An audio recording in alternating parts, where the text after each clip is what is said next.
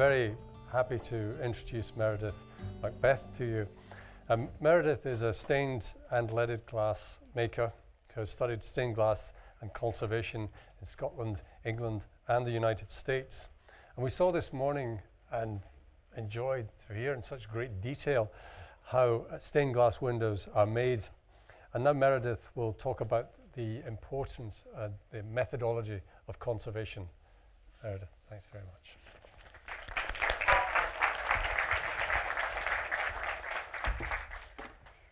Hello. Oh, you're all okay. You're in the dark. That's okay. I can't see you. My name is Meredith Macbeth. I'd like to thank the Glasgow City Heritage Trust for inviting me to be here today at another wonderful event. I'm here today to give you a brief introduction into the complex world of stained glass conservation and restoration, how they are different, and they both have different theories, yet are both crucial to the survival of stained glass. So, introductions, just a bit about myself. I've worked in architectural conservation for about a decade now, which makes me feel quite old. My first degree was in the history of art, and I had a minor focus in general craft production, along with museum experience. I hopped the pond to focus on my advanced studies and trained in general objects conservation in England. I was quickly bewitched by the wealth of historic buildings in the UK, and I worked primarily in stone and sculpture conservation. The amazing sites which I had worked on enabled me access to quite wonderful stained glass, which is when I was bit by the glass bug. I spent a few years from the bottom of the ladder up, quite literally sweeping the floor, watching people for a while, working in busy stained glass studios, learning the craft as it would have been traditionally taught, all the while keeping my conservation cap on. I have always been interested in the space where conservation and craft meet, and in that space is where I personally like to dwell. Moving back to Scotland after my marriage, which is how I got the Macbeth thing, has allowed me to become self-employed and to work on my own art and explore different challenges.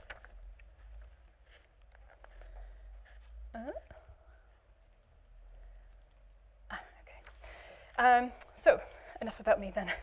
Today I'm here to give you an intro into the world of stained glass conservation restoration.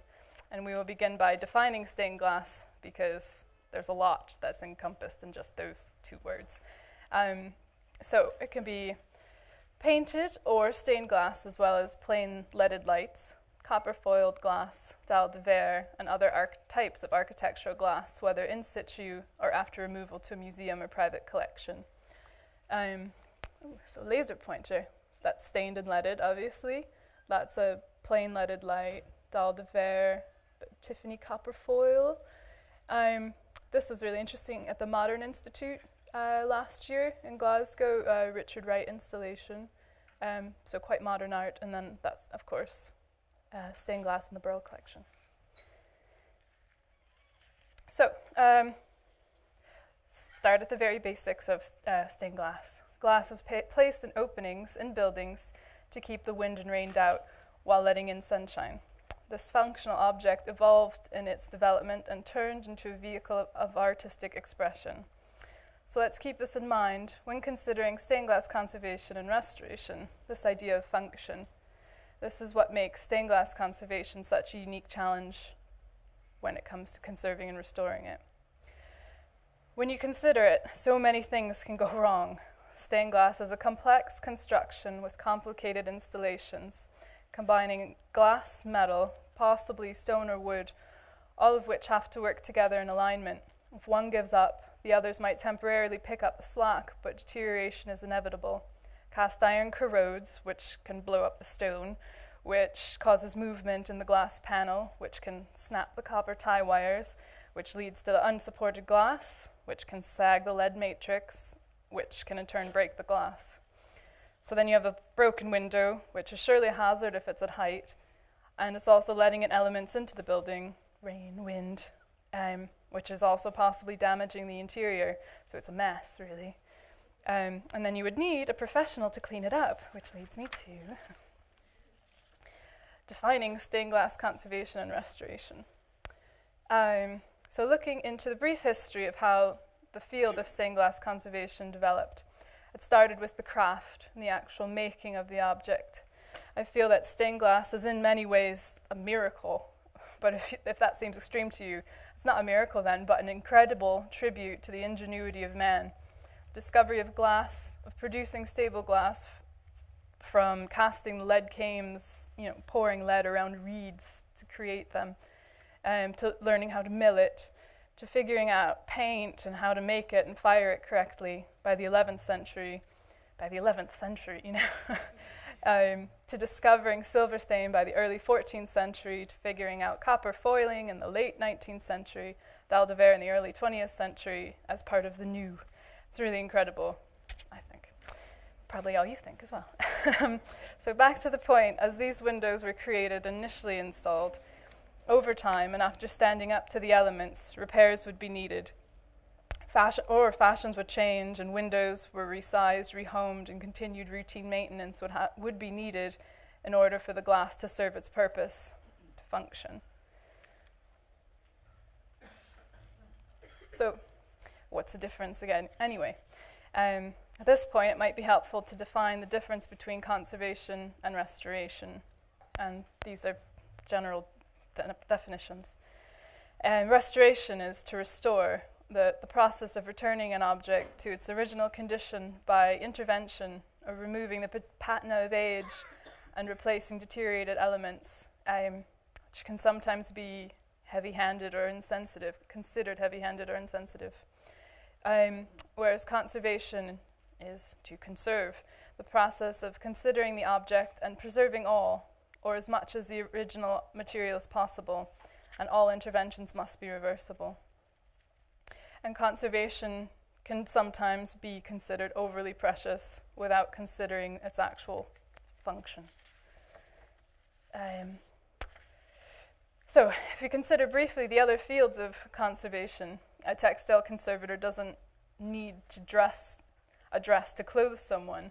A metals conservator doesn't need a silver tea set to serve tea with. A furniture conservator doesn't ever need to sit upon that prized chair. Stained glass, unless it's tucked up safely in a museum or a private collection, needs to function. At the very least, it needs to remain vertical. This tends to muddle the waters a bit in the conservation world. There's ethical dilemmas all over the place. And that's why the world of conservation and restoration are so tangled up. And working in the field, working in stone conservation with masons and conservators, working in stained glass with people trained traditionally versus conservators, there always tends to be a suspicion towards conservators, a feeling that they charge too much for too little work. And likewise, the idea that restorers are insensitive cowboys, when really everyone is on the same team. And this area to go between is my personal favorite, and I like to explain to both sides. We're all on the same team. So, did that skip one? Maybe not? No? What's next? Okay, I'll go to that one. The Corpus Vitriarum, after World War II and the wholesale destruction of so many medieval windows, the International Committee of History of Art in Europe approved the founding of the Corpus Vitriarum Committee in the early 1950s, with Great Britain's membership approved by 1956. It took massive destruction and the rising awareness of the lack of skilled craftspeople to match the demand of the work needed to be done. The work that was being done was not always best for the glass. Also, in the revival of the traditional crafts interest and movement in the 1970s, building up from the 50s to the 70s, all the countries in this continued to share knowledge, and in 1989, the technical committee of the Corpus Vitriarum was able to finally standardize the ethics and methods of care, standardize the ethics and methods of care by defining them in the guidelines for conservation and restoration of stained and painted glass. So So as time continued to roll on, it was clear that these guidelines were very specific to the challenges of medieval glass and its similar, and not necessarily applicable to the specific challenges presented by 19th and 20th century glass.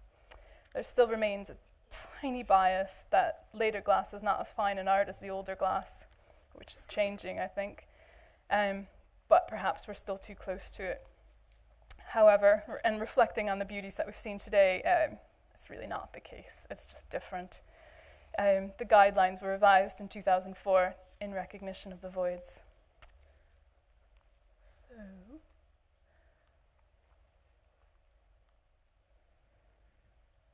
So back in Scotland. So in regards to Scotland, due to the Reformation in 1560 and the rabid thoroughness of its devotees, very nearly all medieval glass in Scotland was destroyed. The only intact examples are a small coat of arms found in the Magdalen Chapel, which is on the left, which is in Edinburgh, or there's fragments at Stirling Castle as well. But so the other place you can go is the Burrell collection to visit. But those are all imported, and there's nothing really very Scottish there. However, the destruction of all the Catholic decor and interiors led to the blank slate in Protestant churches and a fondness for clear quarry lights, which could so easily be replaced in the future. So here's a bit of Alf Webster eye candy to look at.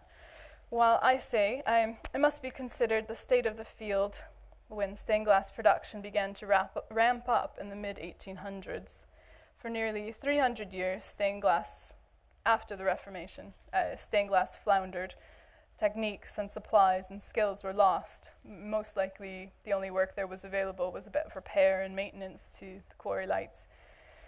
But then, the Gothic revival and its demand for anything medieval, including its mysterious lost techniques. So using modern methods at the time, they analyzed glass, and glassmakers got to work on how to create the beautiful colored glasses once again, and the industry boomed. Beautiful glass was produced in the UK and imported from abroad. Early 20th century artists, such as Alf, for example, took inspiration from the work of Tiffany and Lafarge in New York with their new opaque and highly textured glasses. However, as painting had become the pinnacle of high art in Europe for so long, it was only natural that painting on glass would be required to elevate the art, and this was rediscovered en masse in the 1800s, early 1800s.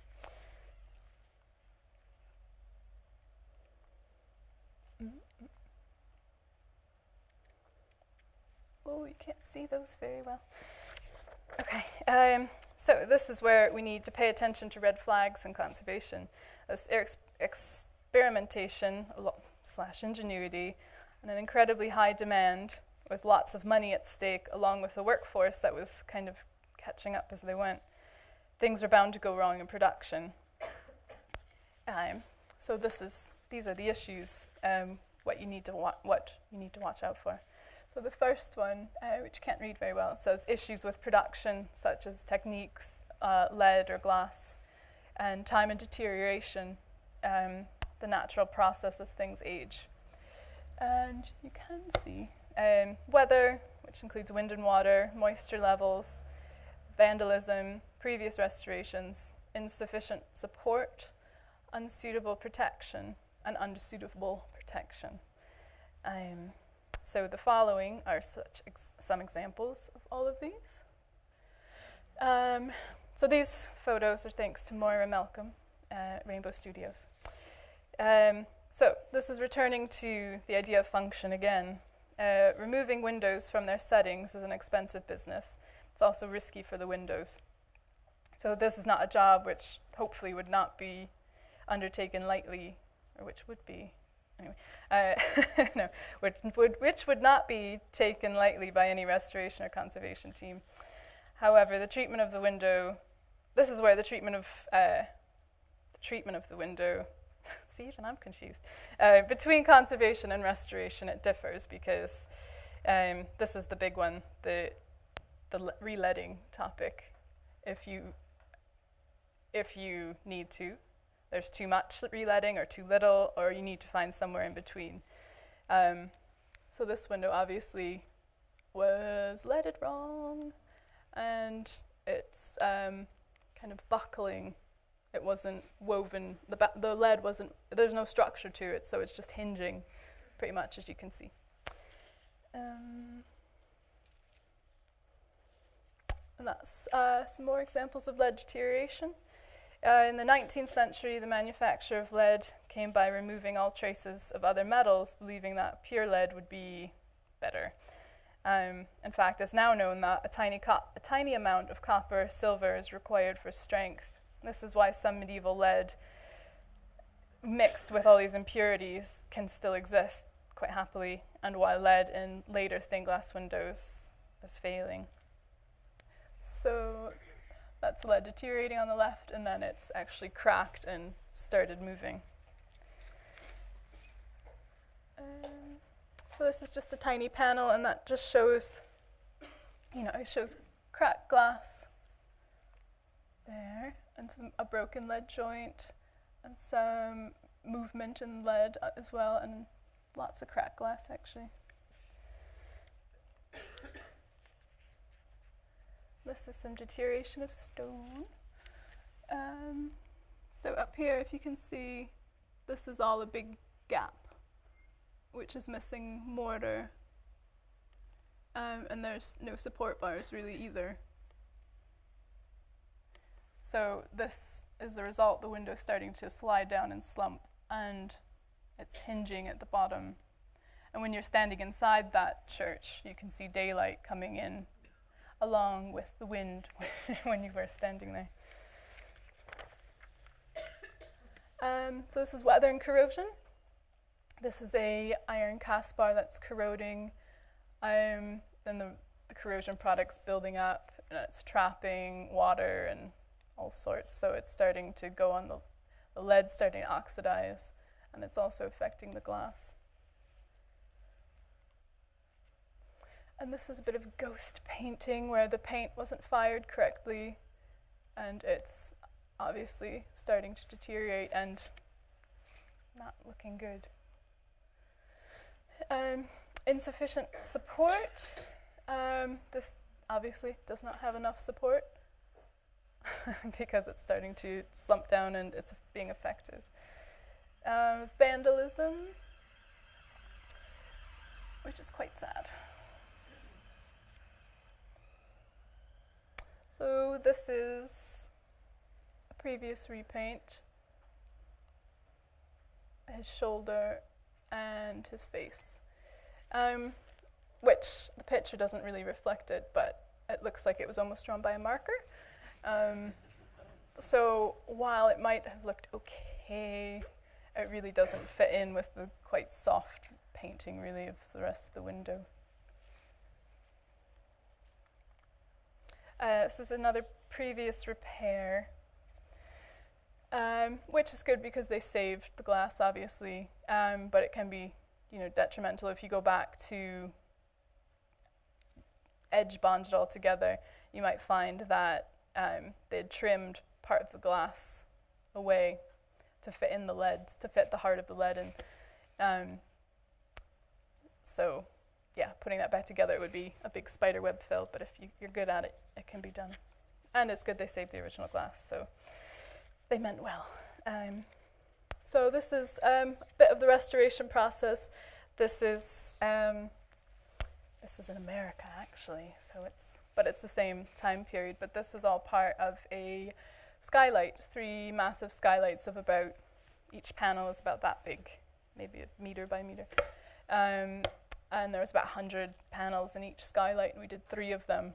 So this was my kind of project of evolution, really, where I started by taking them apart, because it was surprising they were going back in, or they needed to go back in, but health and safety was concerned. They couldn't prove that it was, going to be okay over people's heads. So it was just all re-leaded.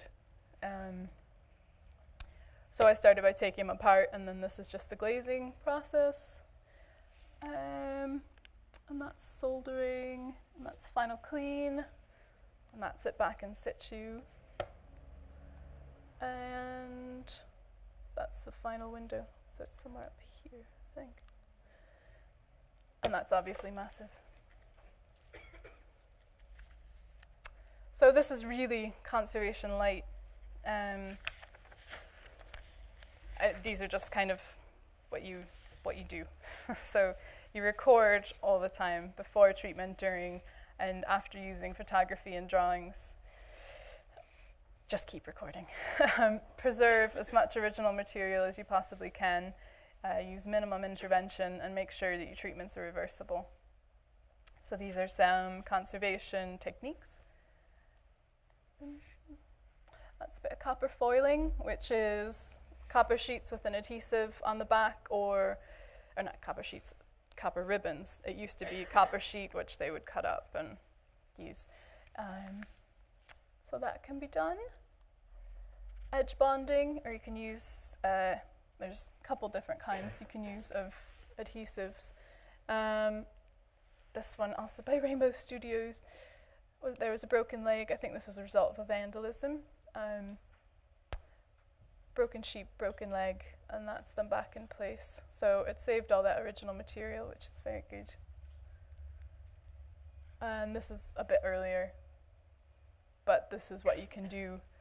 It was obviously shattered into all these little pieces and had previous repairs. That's it all edge bonded back together with some fills.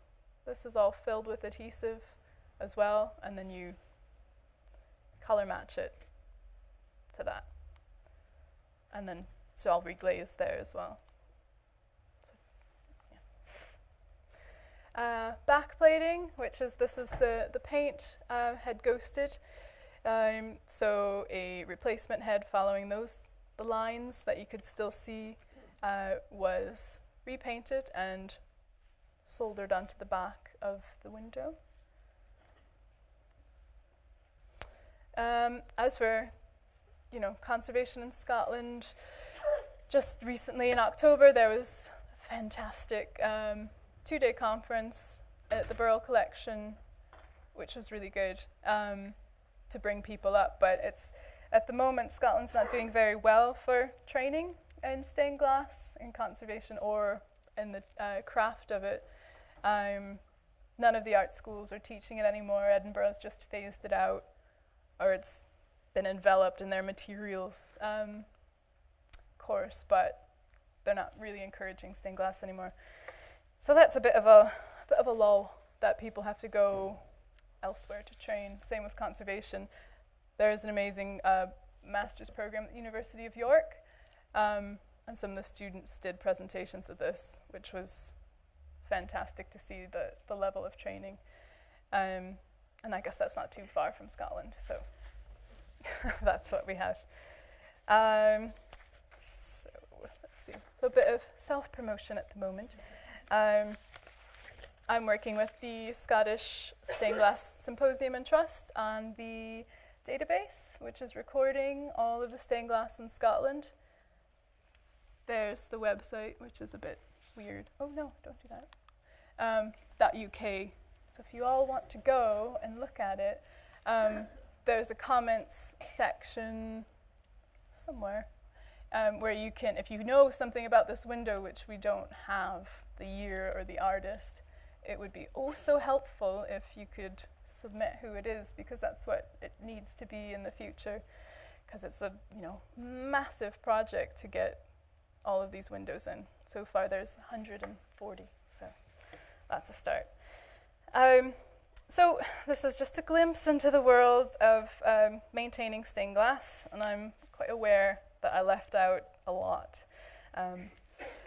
But for me, conservation has always been somewhat of a little bit of a calling.